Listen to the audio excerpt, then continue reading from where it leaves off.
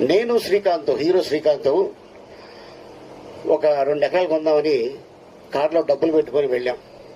Advance ఇద్దాం ఆయనకి. ఆయన ఎకరం 20 లక్షలు చెప్పాడు అదే ఏరియాలో.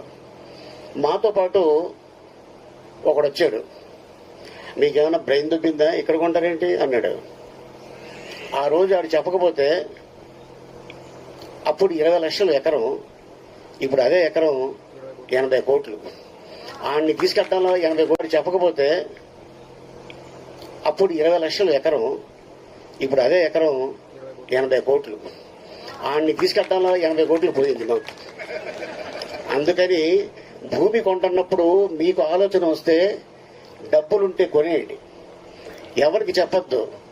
ఎవరికైనా చెప్తే వాడు డెఫినెట్గా ఏదో వంక పెడతాడు, మనకి లేనిపోయింది టెన్షన్ స్టార్ట్ అవుద్ది బ్రెయిన్లో. సో అందుకోసం అంటే నేను ఎందుకు చెప్తున్నా